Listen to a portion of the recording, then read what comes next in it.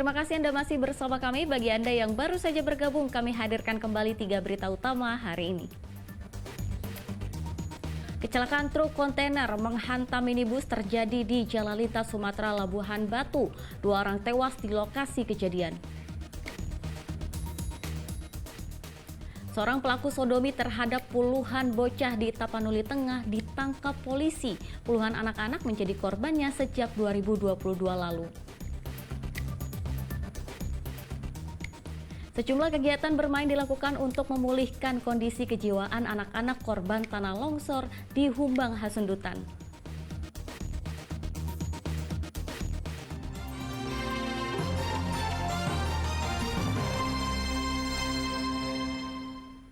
Setelah dilakukan pencarian selama 4 hari, tim SAR gabungan akhirnya menemukan jenazah balita bernama Aska Alvino di Sungai Percut, Seituan, Deli Serdang.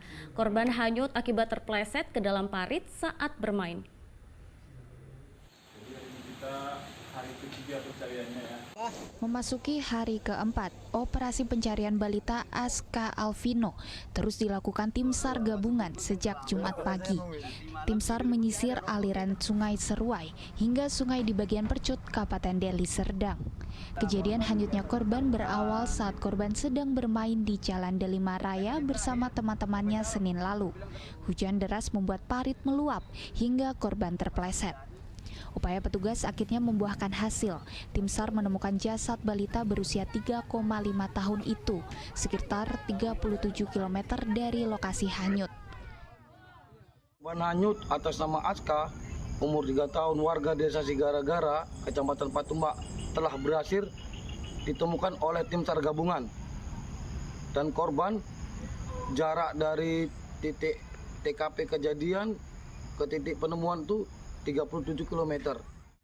Usai dievakuasi, jenazah korban langsung diserahkan kepada pihak keluarga untuk dimakamkan. Muhammad Hamdani melaporkan dari Deli Serdang. Yang sedalam-dalamnya atas kepergian Ananda Bapak Ibu sekalian, Ananda Aska. Informasi selanjutnya, seorang jambret merampas ponsel milik pelajar dan menyeret korbannya hingga puluhan meter di Medan. Pelaku berhasil ditangkap warga dan diserahkan ke Polsek Sunggal. Aksi penjamret handphone ini terekam kamera CCTV saat menyeret korbannya di Jalan Amal Medan Sunggal Kamis petang. Peristiwa bermula saat pelaku melihat korban dan ibunya tengah mendorong motor yang mogok. Ia kemudian berpura-pura menawarkan tumpangan mengantarkan sang anak ke tempat bimbingan belajar. Sesampainya di tempat les, penjamret meminta korban mengabarkan ibunya melalui handphone. Saat itulah pelaku merampas telepon genggam korban. Melihat korban yang masih anak-anak itu terseret saat mempertahankan telepon genggamnya, warga langsung mengejar dan menangkap penjamret tersebut. Di wilayah kerja saya lingkungan 12 terjadi ada penjamretan yang dikejar dari Jalan Amal ke Sunggal dan didapatkan di Jalan Sunggal. Warga kemudian menyerahkan penjamret tersebut ke Polsek Sunggal bersama barang bukti motor yang dikendarai pelaku. Tuti Alawiyah Lubis melaporkan dari Medan. Anggota Polda Sumatera Utara melakukan sejumlah kegiatan untuk memulihkan kondisi kejiwaan para korban tanah longsor di Humbang Hasundutan. Sasaran utama pemulihan adalah anak-anak yang berpotensi panik dan cemas pasca tertimpa bencana. 24 anggota polisi yang dikirim ke lokasi bencana longsor dan banjir bandang Humbang Hasundutan berasal dari bagian kedokteran dan kesehatan. Mereka adalah konselor dan psikolog yang bertugas memulihkan kondisi kejiwaan para korban bencana, khususnya anak-anak. Selain itu, sasaran tim trauma healing ini juga anggota polisi yang hampir 2 pekan terakhir bertugas mencari warga yang hilang di sekitar lokasi bencana. Dilakukan dengan konseling kelompok, kemudian individual, ataupun juga diselingi dengan permainan anak-anak. Konseling terhadap anggota pun juga yang tadi saya sampaikan itu dilakukan oleh tim ini. Pemulihan kondisi kejiwaan korban bencana dilakukan dengan beragam kegiatan, seperti dilakukan di kantor Kecamatan Bakti Raja ini. Polisi didampingi anggota Bayangkari, mengajak anak-anak bernyanyi dan bermain. mencoba menghilangkan trauma akibat bencana. Kebutuhan nutrisi anak-anak juga jadi bagian pemulihan dengan memberikan makanan sehat dan susu. Pencarian korban hilang akibat bencana tanah longsor dan banjir bandang di Desa Simangulampe, Bakti Raja diperpanjang 3 hari atas permintaan keluarga korban. 2 orang korban ditemukan meninggal, 10 lainnya masih hilang. Area pencarian kini dipersempit dari 3 menjadi 2 sektor. Tuti Alawiyah Lubis melaporkan dari Kota Medan.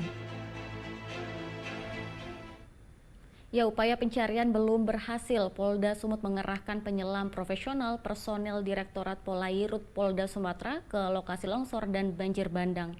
Penyelam profesional ini telah melakukan penyisiran di beberapa titik Danau Toba sekitar area longsor untuk mencari keberadaan korban.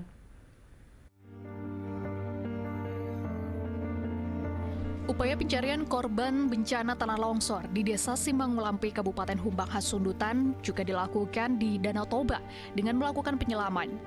Tim personil Polairut Polda Sumatera Utara melakukan penyisiran menggunakan kapal berkeliling di radius hingga 5 km dari lokasi kejadian. Selain melakukan penyisiran, tim penyelam profesional juga dikerahkan untuk upaya pencarian di kedalaman danau. Pengerahan pencarian dari jalur perairan Danau Toba ini masih akan dilanjutkan sebelum pemerintah menyatakan menghentikan upaya pencarian para korban.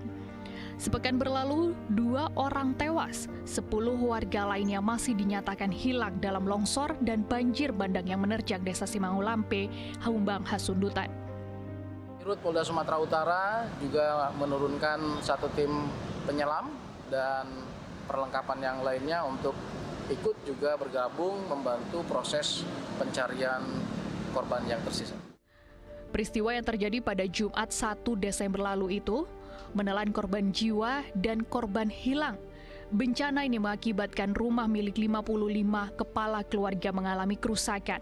160 jiwa mengungsi yang ditampung di kantor Kecamatan Bakti Raja serta gedung serbaguna HKBP Simanulang. Bencana alam ini juga merusak hotel, gereja, fasilitas umum, serta lahan pertanian. Tuti Alawiyah Lubis melaporkan dari Kota Medan.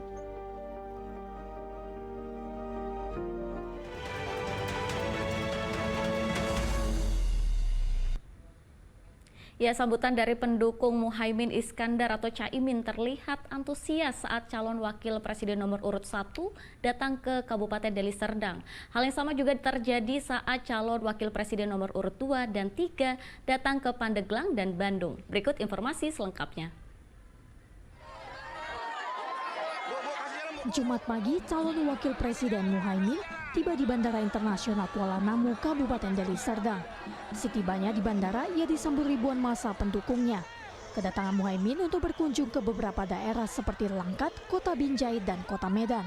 Setibanya di Kabupaten Langkat, Caimin langsung mengunjungi dan berdialog dengan para guru serta mahasiswa di Sekolah Tinggi Agama Islam Jamiah Mahmudiyah, Tanjung Pura.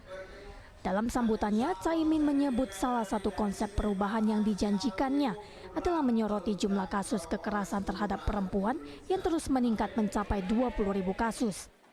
Ya, yang paling pokok itu garda terdepannya adalah kepolisian. Kepolisian sebetulnya sudah ada unit, tapi preventif dan ofensif. Ini yang tidak hanya kalau Amin menang, saya berharap sekarang pun sudah mulai. Karena 20.000 kekerasan terhadap perempuan itu tidak kecil. Kita harus lebih ofensif, lebih preventif, dan ada tindakan efek jerah. Dalam perjalanannya di Kabupaten Deli Serdang, Muhaimin menyempatkan diri untuk menyapa sejumlah abang becak motor yang telah menanti kehadirannya di pinggir Jalan Sultan Serdang untuk berjanji meningkatkan kesejahteraan mereka. Sementara calon wakil presiden nomor urut 2 Gibran Raka Buming Raka mendatangi kediaman ulama Abuyah Mutadi di Kabupaten Pandeglang, Banten. Pertemuan digelar singkat dan tertutup. Gibran mengaku kunjungannya hanyalah untuk bersilaturahmi. Sedangkan calon wakil presiden nomor urut 3 Mahfud MD menyampaikan orasi kebangsaan bertepatan dengan Hari Anti Korupsi Sedunia yang digelar di sebuah hotel di Kota Bandung, Jawa Barat, Sabtu siang. Dalam orasinya, Mahfud MD menyatakan siap untuk memperkuat Komisi Pemberantasan Korupsi. Kami sudah merancang program konkret untuk mengatasi secara komprehensif, yaitu memperkuat kembali Komisi Pemberantasan Korupsi. Sebab itu saya punya hak moral untuk mengatakan sekarang ini bahwa revisi Undang-Undang KPK itu memang bagian dari upaya pelemahan dan lebih baik. Mahfud juga menyampaikan pasangan calon presiden dan calon wakil presiden nomor urut 3, Ganjar Mahfud, berkomitmen untuk mencegah dan melakukan pemberantasan korupsi. Mahfud menyoroti indeks persepsi korupsi turun dari peringkat 96 menjadi peringkat 110 dari 180 negara. Tim Liputan melaporkan. Ganjar Mahfud.